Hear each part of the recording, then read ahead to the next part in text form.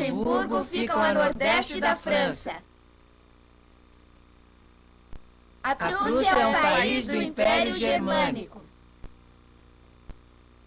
Viena é a capital do Império Austro-Húngaro. O Império da Rússia é governado por um czar. A Primeira Guerra Mundial.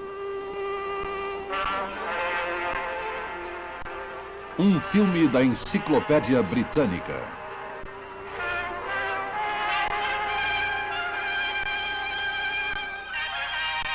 Versão brasileira, Álamo.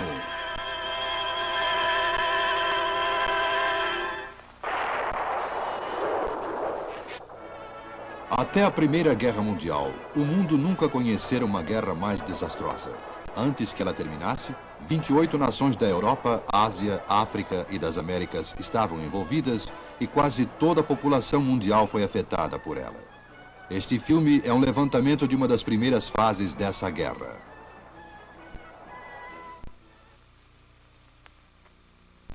Europa, 1914. A Europa parecia longínqua para a maioria dos americanos, na época em que os navios eram o único meio de cruzar o Atlântico. Para a maioria dos americanos, os problemas da Europa pareciam tão distantes quanto o próprio continente. Desde os tempos de Washington e Jefferson, os Estados Unidos adotavam uma política sem alianças envolventes com as nações europeias. Olhavam com indiferença o crescente militarismo e imperialismo das grandes potências europeias, que competiam por mercados mundiais e por matérias-primas para as novas indústrias.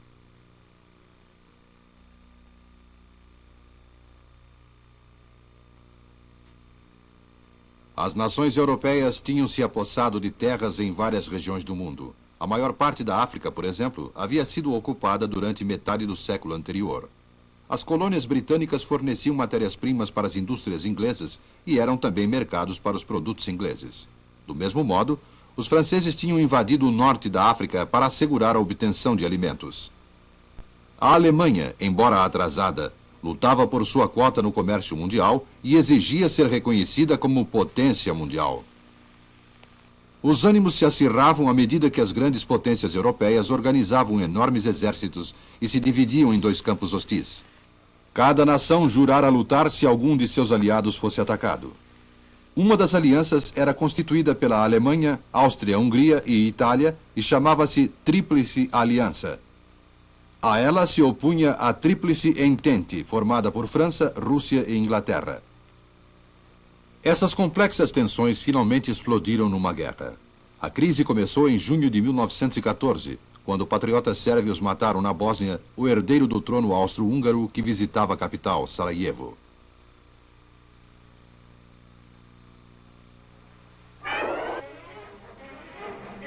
As notícias correram através de cabogramas, e manchetes diárias mantinham a crise próxima do público americano.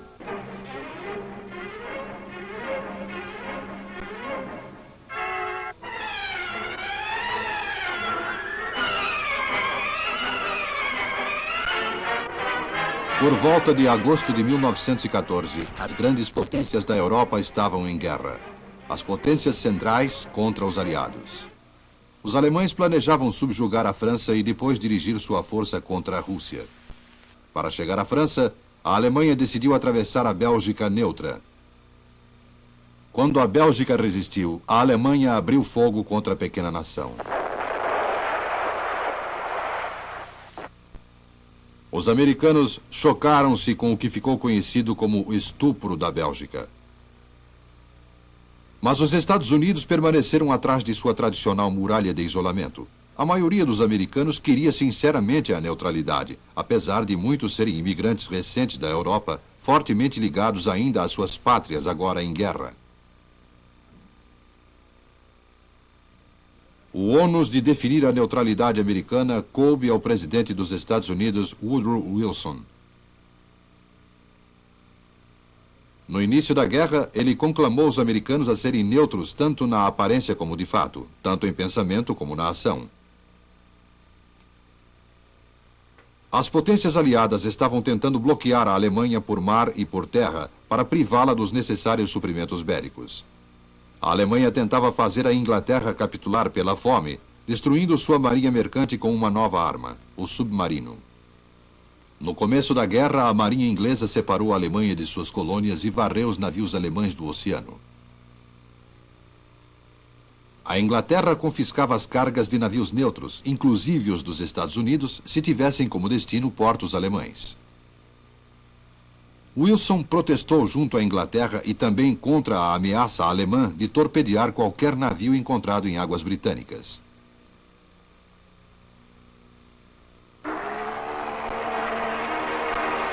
Como é frequente acontecer, um incidente isolado agitou profundamente a opinião pública americana. O luxuoso transatlântico inglês Lusitânia deixou Nova York em maio de 1915.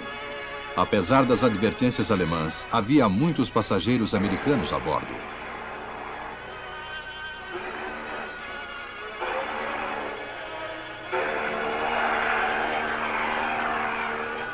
Um submarino alemão avistou o Lusitânia ao largo da Irlanda e atacou sem avisar.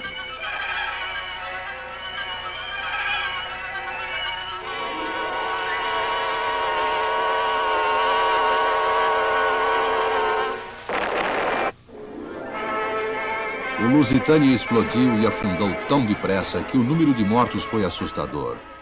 Mais de 1.200 pessoas pereceram. Entre elas, 128 americanos. A reação americana foi surpreendente. O New York Times acusou os alemães de guerrearem como selvagens embriagados de sangue. Entretanto, houve quem dissesse que o afundamento tão rápido deveu-se à explosão de um carregamento secreto de munições de fabricação americana destinadas à Inglaterra. O secretário de Estado William Jennings Bryan afirmou que a interferência britânica na navegação americana era tão insuportável quanto a guerra submarina alemã.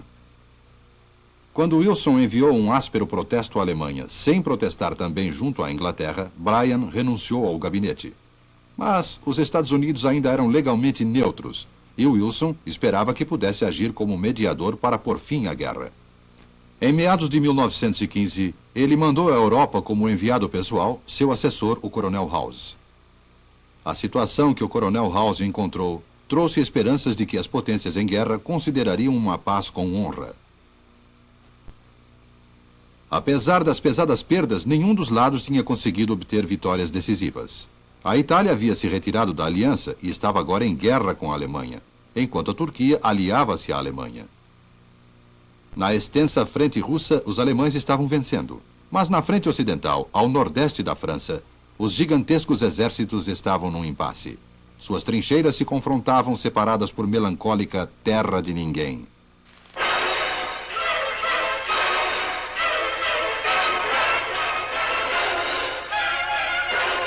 Para romper esse impasse, foram criados ou aperfeiçoados vários artifícios. Arame farpado para proteger trincheiras. Gases venenosos e máscaras contra gases. Tanques blindados e armados. Balões de observação para dirigir a artilharia de longo alcance. E o avião como arma militar, surgindo os primeiros combates aéreos, os primeiros bombardeios.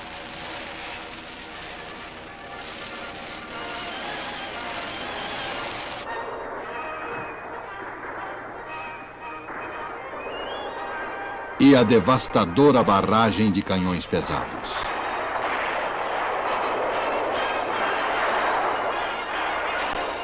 Nas batalhas de Verdun e de Somme, em 1916, houve quase 2 milhões de baixas, mas nenhum dos lados obteve uma vitória decisiva. A terra de ninguém tornou-se um símbolo da devastação da Primeira Guerra Mundial. Era a esse tipo de destruição que Woodrow Wilson queria pôr fim. Em 1916, Wilson concorreu à reeleição com uma plataforma de paz. O lema de seu partido era: "Ele nos manteve fora da guerra". Sua reeleição refletiu o desejo da maioria dos americanos, ficar fora do que muitos ainda julgavam ser um conflito eminentemente europeu. Após a reeleição, Wilson continuou a se esforçar para mobilizar a opinião pública mundial em torno de uma paz justa. A paz sem vitória. A vitória significaria uma paz imposta ao derrotado. As condições do vitorioso impostas ao vencido, deixando a marca, um ressentimento, uma lembrança amarga, nas quais repousariam as condições da paz. Não para sempre, mas apenas sobre areia movediça. Mas as potências em guerra não desejavam a paz sem vitória. A Inglaterra ainda esperava que seu bloqueio derrotasse a Alemanha. Seus encouraçados patrulhavam os mares. Por outro lado, os submarinos alemães tinham afundado milhares de navios britânicos. Durante toda a guerra, a Inglaterra perdeu mais de 5.000 navios. A Alemanha obtinha vitórias em terra também. O esforço britânico para completar o cerco da Alemanha, ocupando o Oriente Médio, foi arrasado pelos turcos em Galípoli. Os alemães conquistaram a Romênia em poucas semanas. Houve vitórias esmagadoras na frente oriental. A Rússia começava a desmoronar devido às dissensões internas que mais tarde levariam à Revolução. A Itália começava a fraquejar. Mas o bloqueio britânico mostrava-se eficaz. Lutando desesperadamente contra o tempo, a Alemanha decidiu arriscar-se a uma nova luta submarina e restrita, violando o tradicional direito internacional. O passo foi dado com completo conhecimento de que isso poderia causar o rompimento e talvez a guerra com os Estados Unidos.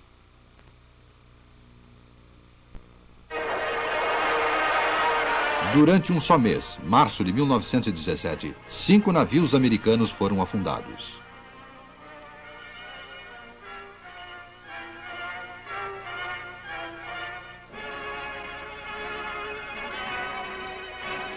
Devido ao bloqueio britânico à Alemanha, o comércio americano com os aliados havia crescido e a prosperidade dos Estados Unidos ligava-se cada vez mais à causa dos aliados. O afundamento dos navios chocou o povo americano. O ânimo belicista cresceu. E foi acirrado pela descoberta, em março de 1917, de que o governo do Kaiser havia pedido auxílio ao México em caso de guerra com os Estados Unidos. A 2 de abril de 1917, Wilson foi ao Congresso para declarar que as ações alemãs haviam criado uma situação de guerra entre os Estados Unidos e a Alemanha. A presente guerra submarina alemã contra o comércio é uma guerra contra a humanidade. É preciso criar um mundo seguro para a democracia. O Congresso declarou guerra dia 6 de abril. E os Estados Unidos iniciaram então sua grande preparação para a guerra. O país praticamente não possuía um exército pelos critérios europeus e começou a criá-lo. O primeiro passo foi uma lei de convocação compulsória que resultou no recrutamento de uns 3 milhões de jovens para o serviço militar.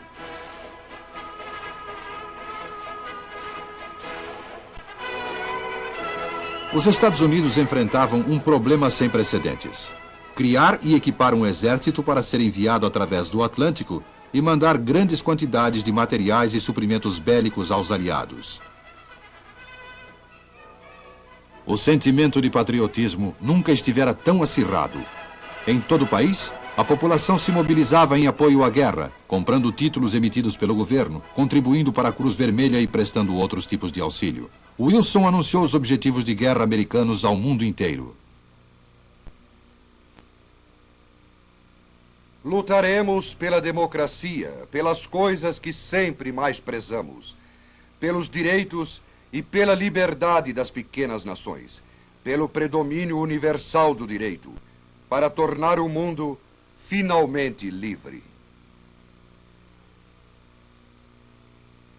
À medida que alimentos e materiais bélicos começaram a cruzar o Atlântico numa escala nunca vista na história, uma poderosa arma psicológica foi também lançada: o plano dos 14 pontos de Woodrow Wilson para uma paz justa. Pactos abertos e celebrados abertamente. Liberdade nos mares. Redução de armamentos. Igualdade de comércio para todas as nações. Reintegração da Bélgica. a autodeterminação dos povos com independência e liberdade para todos. E talvez o ponto mais importante, uma Liga de Nações que evitasse novas guerras. Os 14 pontos de Wilson comprovaram o valor e a força moral na guerra. O plano de Wilson gerou na Alemanha e na Áustria uma ânsia de paz que deve ter contribuído para o colapso final desses países.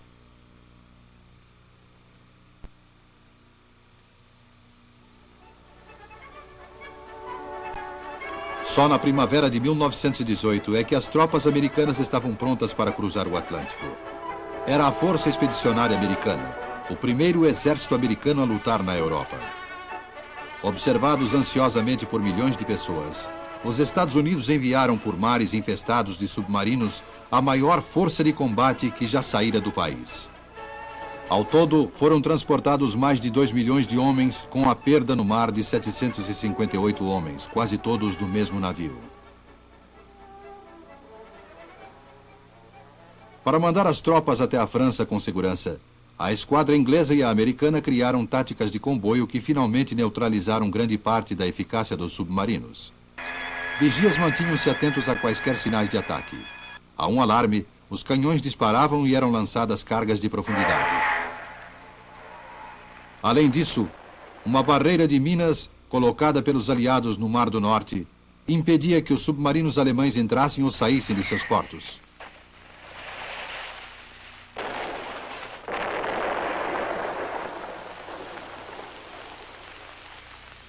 Sob o comando do general John Pershing, os expedicionários começaram a desembarcar na França.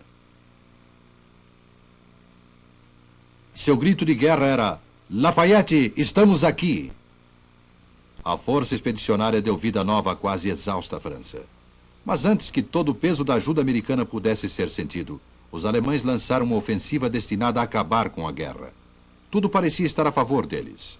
Em outubro de 1917, o exército italiano desmoronou e os austríacos investiram contra as planícies do norte da Itália.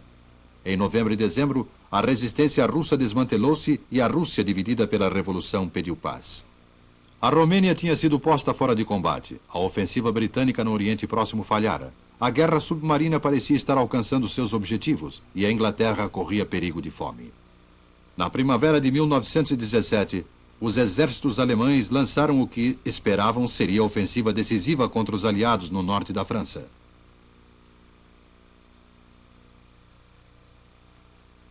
Em março de 1918, atacaram Amiens. Em abril, foi Lys. Em maio, junho e julho, eles chegaram perto de Paris. Mas as linhas aliadas resistiam e as tropas americanas tiveram sua primeira luta em grande escala. A primeira divisão em Catigny, a segunda em Château-Thierry e a terceira em Belleau-Wood, enquanto a 42ª, 28ª e 32ª e outras lutando em vilarejos franceses ao longo de riachos, cujos nomes os soldados mal conseguiam pronunciar. Em 17 de junho de 1918, incapaz de manter a ofensiva contra as confiantes e vigorosas tropas aliadas, o último avanço alemão interrompeu-se. Enquanto isso, crescia o contingente de tropas aliadas, ficando os americanos sob o comando do Marechal Foch, da França.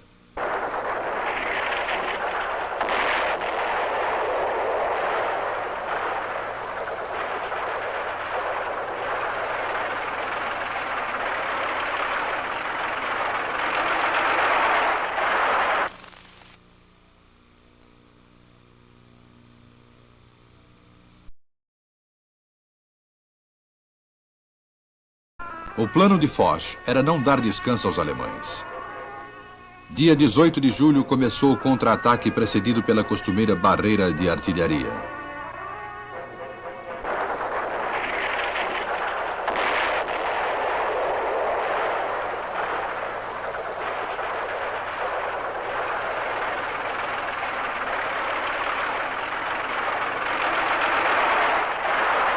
Os americanos lutaram ao lado de tropas veteranas, objetivando arrasar a força alemã no setor Aisne-Marne. Em toda a frente utilizavam-se materiais e equipamentos americanos. Soldados e equipamentos americanos chegavam agora à França em enorme quantidade.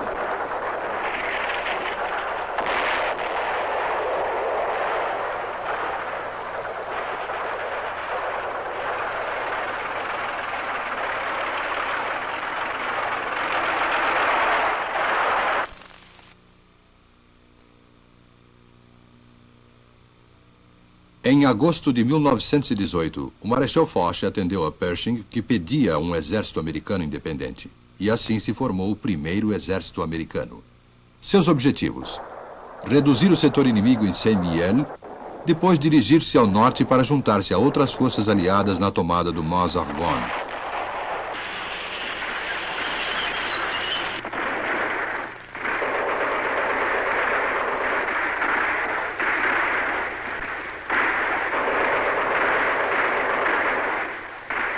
Os americanos alcançaram seus objetivos.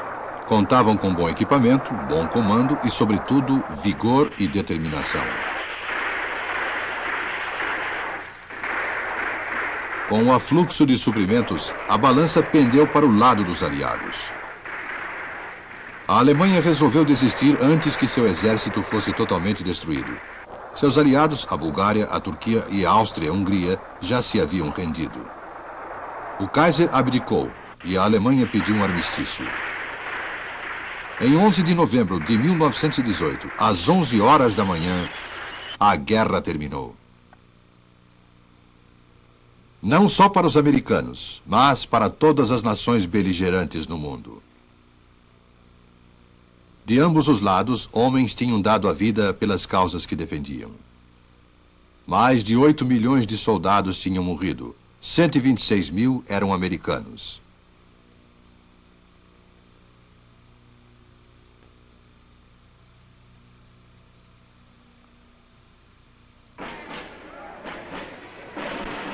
Por toda parte, comemorações jubilosas saudavam o armistício. Nessa guerra, os Estados Unidos tinham aprendido a mobilizar seu enorme poderio para formar uma pujante força combatente. E aprenderam também que o Atlântico deixara de ser uma barreira para exércitos modernos.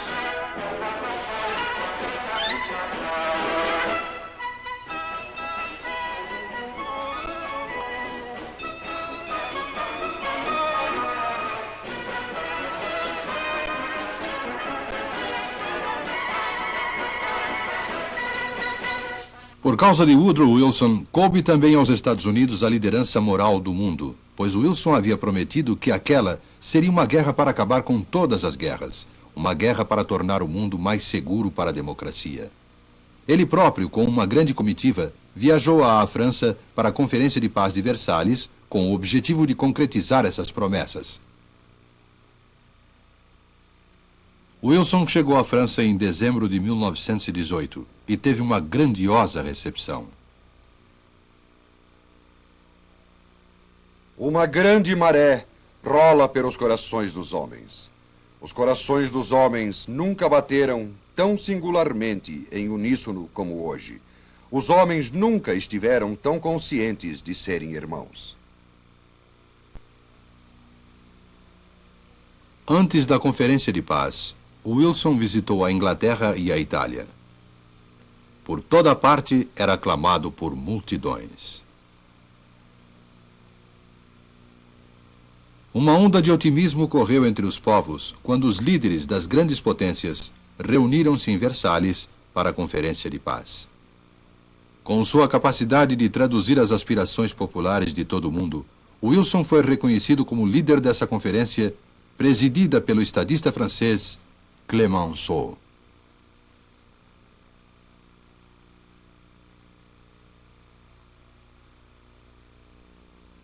A maior responsabilidade de estabelecer os termos da paz recaiu sobre o Conselho dos Quatro.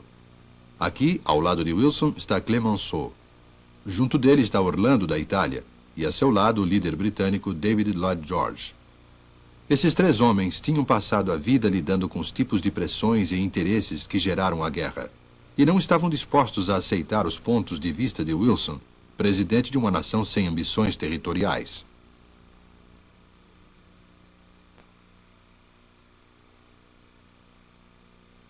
Estamos aqui para garantir que as próprias causas dessa guerra sejam erradicadas. Essas causas foram as opções reservadas de uma rodinha de governantes civis e estados-maiores militares. A agressão de pequenas nações por grandes potências. A manutenção de impérios pela violência das armas. Após meses de discussões e controvérsias, enquanto o mundo esperava ansiosamente, O Tratado de Versalhes foi concluído e assinado pela Alemanha em junho de 1919. Não foi a paz sem vitória que Wilson desejara, mas continha a única cláusula que Wilson julgava essencial: a fundação de uma Liga de Nações que fornecesse o mecanismo para a cooperação internacional. Mas o Senado dos Estados Unidos ainda tinha de ratificar o tratado e a Liga. Assim, Wilson explicou a Liga a seus compatriotas. Minha concepção da Liga das Nações é apenas a seguinte: que ela atue como uma força moral, organizada em todo o mundo. E sempre que agravos ou agressões forem planejados ou imaginados, esse facho penetrante de consciência se voltará sobre eles, e homens de toda parte perguntarão: quais são os propósitos que carregais em vosso coração contra os destinos do mundo?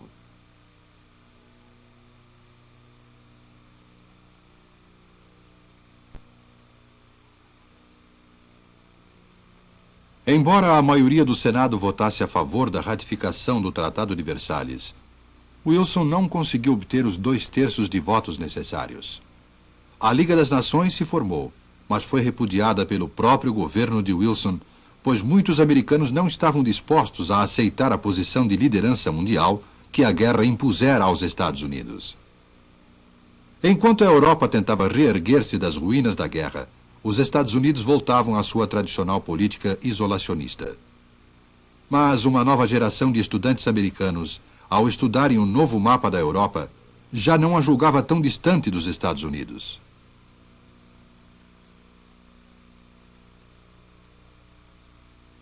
A Tchecoslováquia agora é uma república. Sua capital é Praga. A cidade de Sarajevo agora fica no centro da Iugoslávia. Danzig é agora uma cidade livre, na ponta do corredor polonês.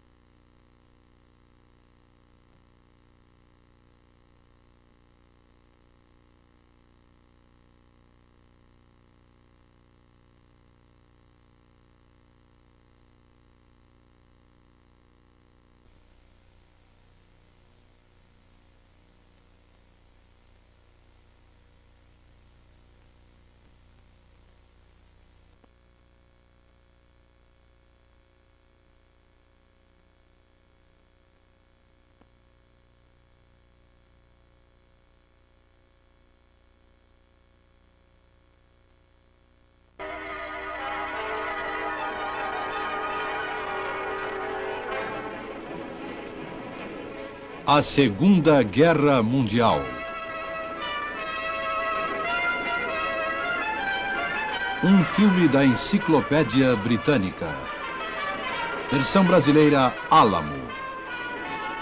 Este filme recorda rapidamente alguns dos eventos que provocaram a entrada dos Estados Unidos na Segunda Guerra Mundial.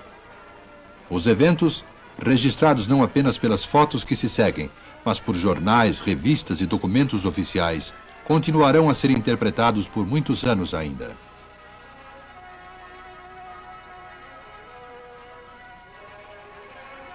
Pearl Harbor, no Havaí, 7 de dezembro de 1941.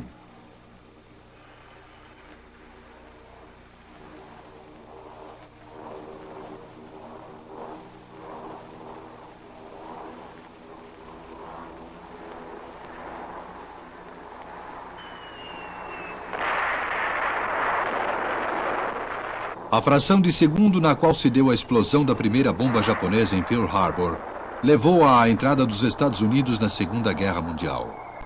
Mas as raízes dessa guerra estavam ocultas no passado. A Primeira Guerra Mundial havia modificado o mapa da Europa. O poderio industrial da Alemanha foi drasticamente reduzido. Partes de suas antigas terras, de que havia se apossado no passado, foram devolvidas à Bélgica, França, Polônia e Tchecoslováquia, e a Alemanha perdeu suas colônias. O outrora poderoso Império Austro-Húngaro fora dividido em nações menores, onde fortes sentimentos de nacionalismo e antagonismo mútuos criaram inquietações políticas e econômicas. O vasto Império Russo tornara-se uma ditadura comunista e temia-se que ela se espalhasse pela Europa. Muitos norte-americanos, desencantados com a guerra e com as intrigas políticas na Europa, procuraram erguer uma parede de isolamento. Durante a Grande Depressão dos anos 30, os americanos preocupavam-se sobretudo com seus próprios problemas. Na Europa, a depressão levou à crise algumas nações já enfraquecidas pela Primeira Guerra.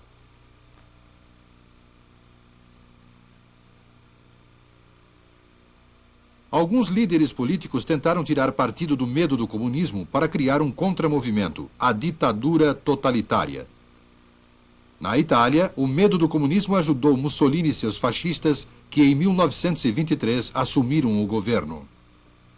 Na Alemanha, o mesmo temor ajudou Hitler e seus nacionais-socialistas, ou nazistas, como acabaram conhecidos, a assumirem o poder em 1933. O método deles, nacionalismo intenso, alimentado por um incitamento à conquista, ao ódio e à violência contra grupos minoritários como judeus, católicos e minorias raciais. Esse mesmo espírito de nacionalismo e conquista foi explorado na Ásia por um grupo militar que controlava o Japão. No início, essas nações estavam ligadas por interesses comuns. Mais tarde, essa coalizão entre Itália, Alemanha e Japão ficou conhecida como as Potências do Eixo. A Liga das Nações, criada para manter a paz, não conseguiu conter a expansão das nações do eixo. Além disso, o rearmamento da Alemanha convinha à política tradicional da Inglaterra de equilíbrio de poder, a Alemanha contra a Rússia. Ao adiarem a eclosão do conflito, muitos líderes europeus esperavam poder evitá-lo. Surgiu assim a política de apaziguamento, como veio a ser chamada. Fazer concessões à Itália, à Alemanha e ao Japão para evitar a eclosão da guerra. E aqui está o resultado da política de apaziguamento que parecia tão sensata e generosa, mas que infortunadamente fracassou. 1931. O Japão invadiu a Manchúria, que não opôs resistência. Mais tarde, quando sua conduta foi condenada, o Japão retirou-se da Liga das Nações. 1935.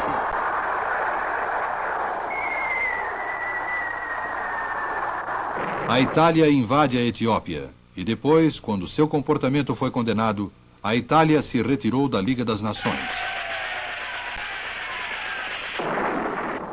Também em 1935, a Alemanha anuncia que está se rearmando, apesar do Tratado de Versalhes. Nada foi feito para impedi-la.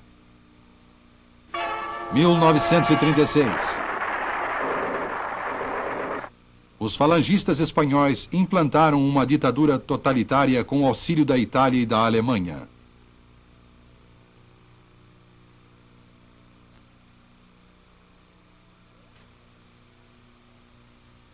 em 1937. A Alemanha ocupou a Renânia. E o Japão invadiu a China. 1938. A Alemanha anexou a Áustria.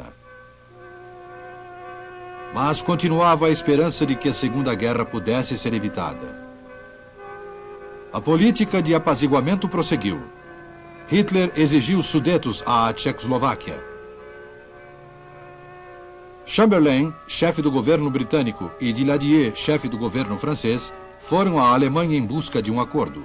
Concordaram com as exigências de Hitler em troca da promessa de que cessaria a expansão alemã. As esperanças dos líderes britânicos refletem-se no comentário de Chamberlain, que de volta à Inglaterra diz: trago-lhes paz com honra. Creio que haja paz em nossos tempos. Mas havia outras vozes. Disse Winston Churchill depois de Munique: a Grã-Bretanha e a França tiveram que escolher entre a guerra e a desonra. Escolheram a desonra e terão a guerra. Era uma guerra de nervos na qual Hitler era sempre o vencedor. Quando o povo americano se inteirou dos eventos, temeu cada vez mais defrontar-se com um grande dilema. Solidarizavam-se com as vítimas das invasões da Alemanha, Itália e Japão. Mesmo assim, a grande maioria desejava ansiosamente evitar envolver-se nos complicados problemas da Europa e da Ásia. Esperando assegurar a neutralidade, o Congresso americano aprovou as chamadas Leis de Neutralidade entre 1935 e 1937. Nenhum empréstimo ou crédito para nações em guerra. Nenhum embarque de materiais bélicos para nações em guerra.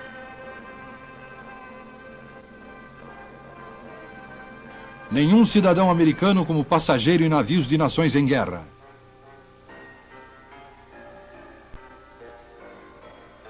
Os navios mercantes americanos navegarão desarmados. Mas crescia a dúvida de que essas políticas assegurariam a neutralidade e a paz.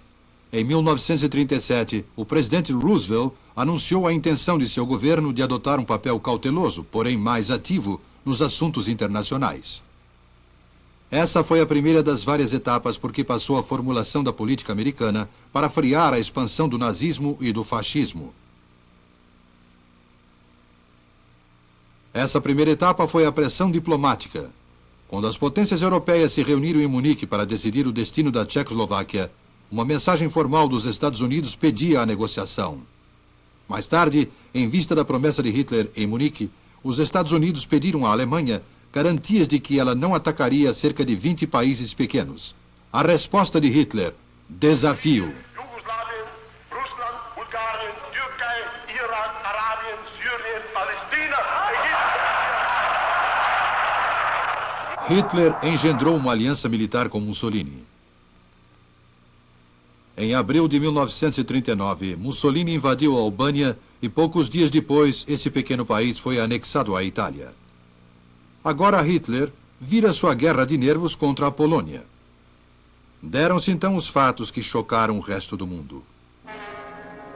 Um pacto de não agressão entre os dois inimigos em potencial na Europa Oriental arrasou a política britânica de equilíbrio de poder e abriu caminho para o ataque alemão à Polônia, que foi dividida com a União Soviética.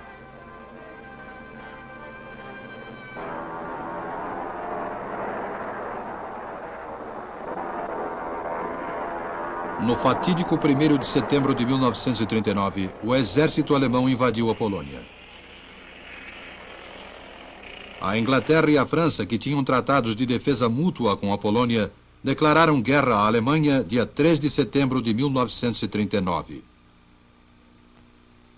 Mas a máquina bélica alemã facilmente esmagou a Polônia com seus ataques relâmpagos, a Blitzkrieg, a guerra dos tanques contra a cavalaria.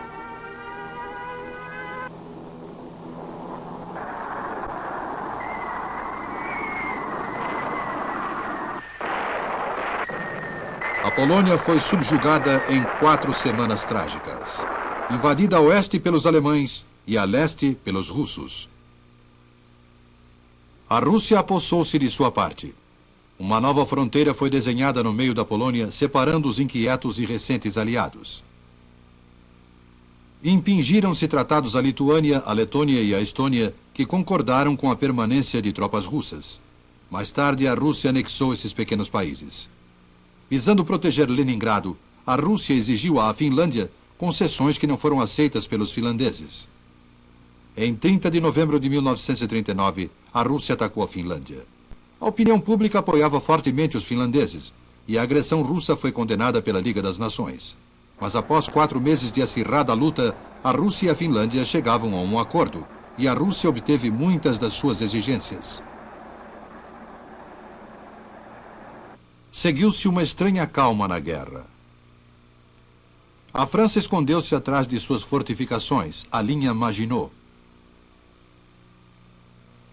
A Inglaterra, do outro lado do Canal da Mancha, dedicou-se febrilmente a uma economia de guerra.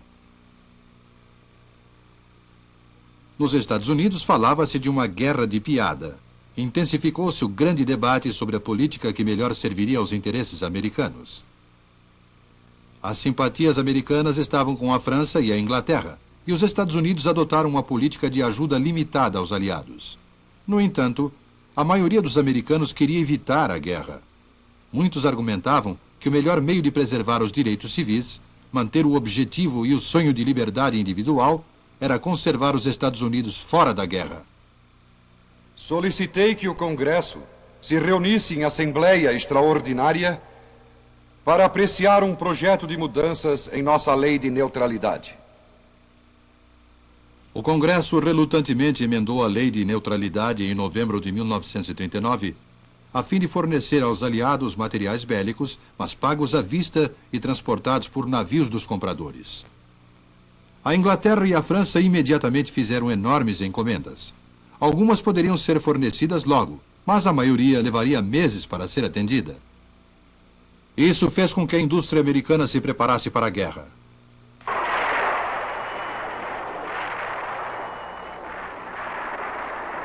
Na Europa, o vulcão que dormia há 6 meses, de repente entrou em erupção sobre a linha Maginot, ao norte, ao oeste e ao sul. Em abril de 1940, sem avisar, a Alemanha avançou para o norte, entrou na Dinamarca e invadiu a Noruega. Em 10 de maio, o exército alemão atacou novamente. Com uma velocidade paralisante, lançou ataques relâmpagos ao oeste e a leste da Europa. Grandes cidades holandesas e belgas foram destruídas pelas bombas alemãs. Na França, a linha Maginot foi atacada nos flancos. Unidades motorizadas alemãs avançaram pela frente e por trás dela, isolando destacamentos franceses e cercando-os. O ataque motorizado da Alemanha era uma novidade, completamente diferente da guerra estática de trincheiras da geração anterior.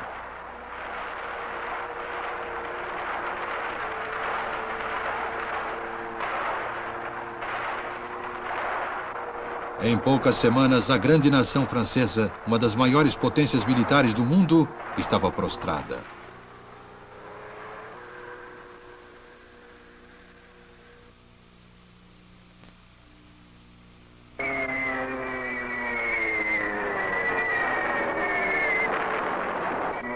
A força expedicionária inglesa foi empurrada para o mar em Dunkerque. E o exército só se salvou porque no resgate foram usados todos os navios e barcos ingleses, até os de pesca e de passeio. Dia 10 de junho de 1940, a Itália invadiu o sul da França para ocupar regiões que há muito desejava. O presidente Roosevelt disse: A mão que segurou o punhal agora o enfiou nas costas do vizinho. Em junho de 1940, Paris caiu sem luta. A França aceitou uma paz humilhante.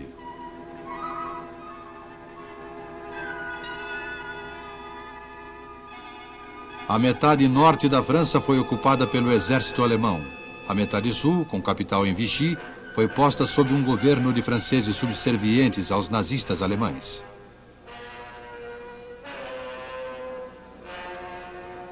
Agora, a Inglaterra estava sozinha contra os nazistas. O general de Gaulle, do exército francês, comandava de Londres o governo da França Livre. Winston Churchill, novo primeiro-ministro da Inglaterra, teve para com a derrotada França um gesto espetacular e ofereceu-lhe participação na comunidade britânica. De Londres, os governos exilados da Polônia, da Bélgica, da Tchecoslováquia, da Holanda, da Noruega, fizeram o possível para manter aceso o espírito da resistência nas suas pátrias invadidas. A seu próprio povo, Churchill disse: Nada tenho a oferecer, salvo sangue, suor e lágrimas. Estamos diante de uma provação das mais terríveis e atrozes. A opinião pública americana agora alcançou o terceiro estágio, o de defesa total do hemisfério ocidental, juntamente com ajuda ainda mais ostensiva à Inglaterra em perigo.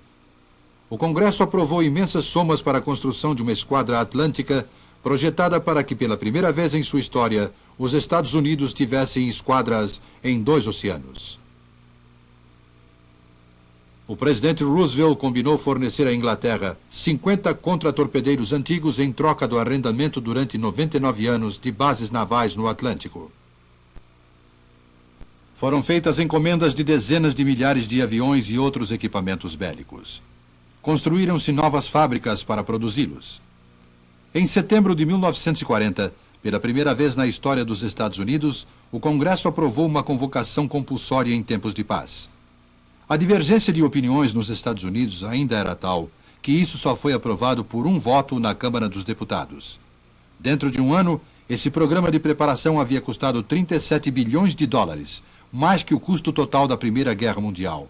E Roosevelt pôde dizer: Portanto, nosso papel mais útil e imediato é agir como um arsenal para eles e para nós mesmos. Para a maioria dos americanos, esse arsenal era a solução para o desafio de Churchill. Dê-nos as ferramentas e nós terminaremos o serviço. Esperava-se que o poderio industrial americano fizesse a balança pender para o lado dos aliados e que os rapazes americanos não tivessem que lutar com as potências do eixo. O grande debate nos Estados Unidos crescia em intensidade. A reeleição de Roosevelt para um terceiro mandato em 1940 serviu para indicar que a maioria apoiava o caminho por ele traçado, oferecer ajuda aos aliados, mas manter os americanos longe da guerra. No entanto, os temas da campanha não proporcionavam uma opção definida.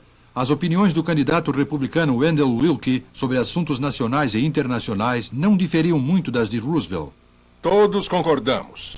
Todos os americanos concordam em ajudar as democracias de todas as maneiras que pudermos, com materiais e suprimentos. Discursando no Congresso em janeiro de 1941, Roosevelt enviou uma mensagem de esperança aos povos dominados do mundo. Na ocasião, ele falou dos 4 direitos essenciais do homem. 1. Direito de opinião e expressão. 2. Direito de cultuar Deus à sua maneira. 3. Direito ao bem-estar. E 4. Direito à segurança. Mas nesse verão de 1940, o direito à segurança era apenas um objetivo. A poderosa força aérea alemã castigava as ilhas britânicas.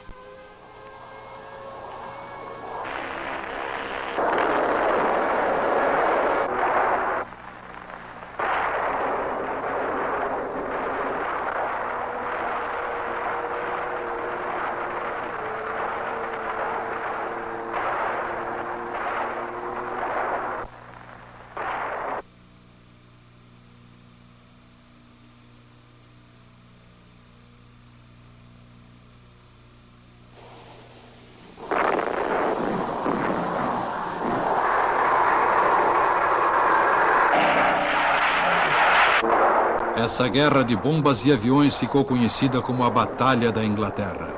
Foi o maior conflito aéreo da história. A Real Força Aérea da Grã-Bretanha rechaçava os ataques alemães e, com a ajuda do novo milagre, o radar, causou grandes baixas à Luftwaffe.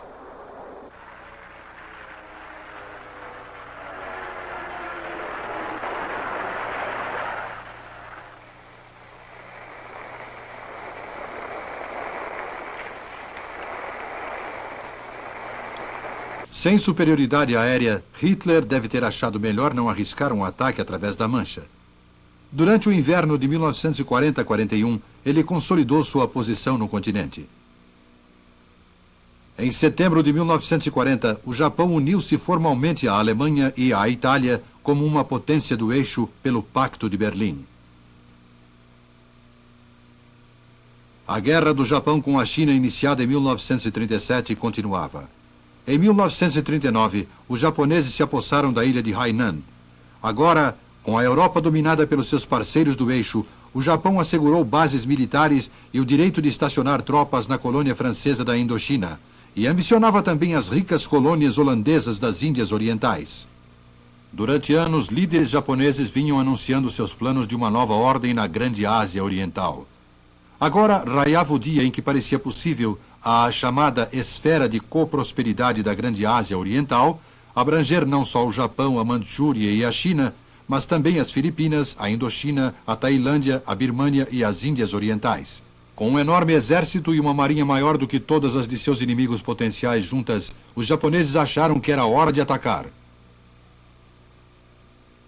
Muitos dos líderes que se opunham a essa agressão nacionalista não tinham força. Em fevereiro e março de 1941, Hitler atacou no Sudeste. Mediante pressões políticas e força militar, os alemães ocuparam os países balcânicos, a Romênia, a Bulgária, a Iugoslávia, e depois a Grécia, a ilha de Creta e a Líbia, perigosamente próximas do Canal de Suez, vital para os ingleses, e também da inquieta aliada da Alemanha, a União Soviética. Nos Estados Unidos, o Congresso concretizou o conceito do arsenal da democracia com a Lei de Empréstimos e Arrendamentos, aprovada em março de 1941, após acirrado debate.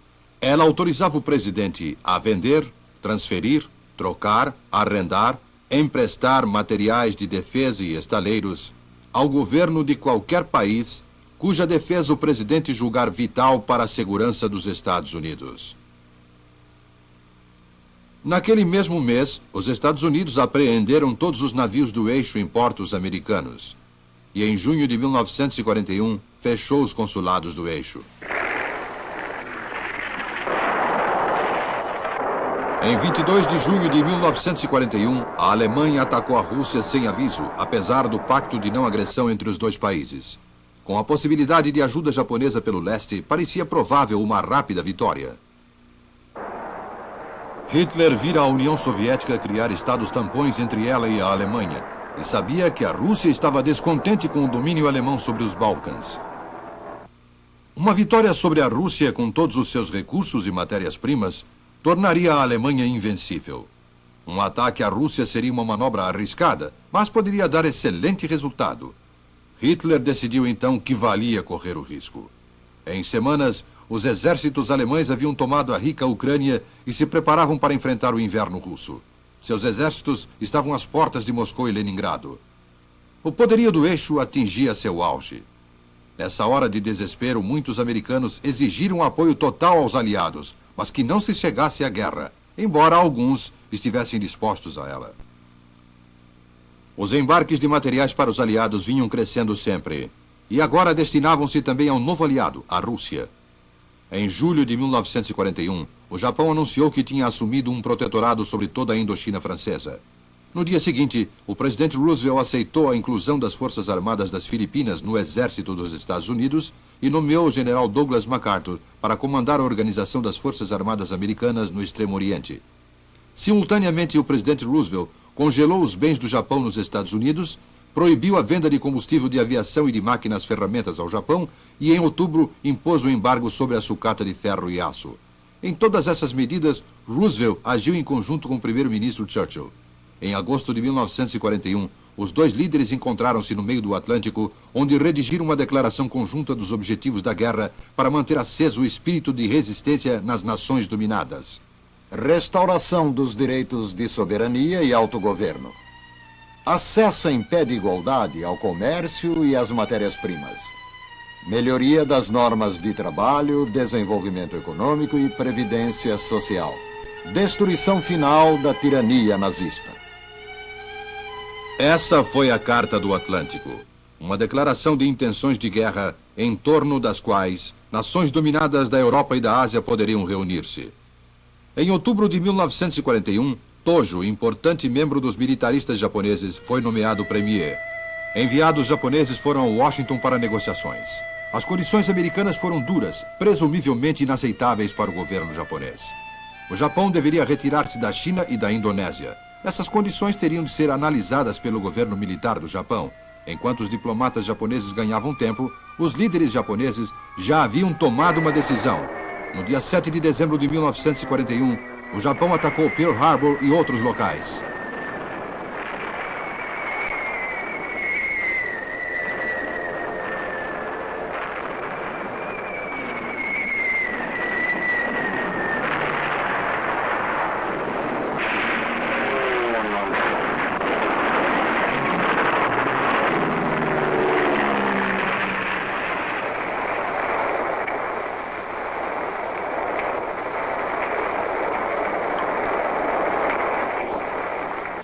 No dia seguinte, o presidente Roosevelt compareceu a uma sessão conjunta do Congresso.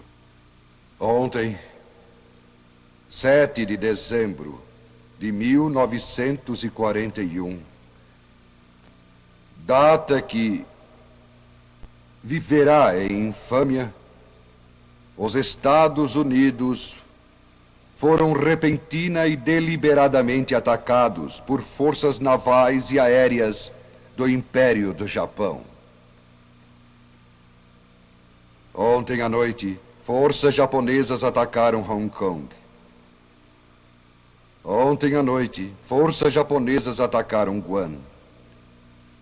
Ontem à noite, forças japonesas atacaram as Ilhas Filipinas. Ontem à noite, os japoneses atacaram a Ilha Wake. E esta manhã, os japoneses atacaram a ilha de Midway. Não há dúvida de que o nosso povo, o nosso território e nossos interesses correm grave perigo. Com confiança nas nossas forças armadas, com a inabalável determinação do nosso povo, alcançaremos o inevitável triunfo com a ajuda de Deus.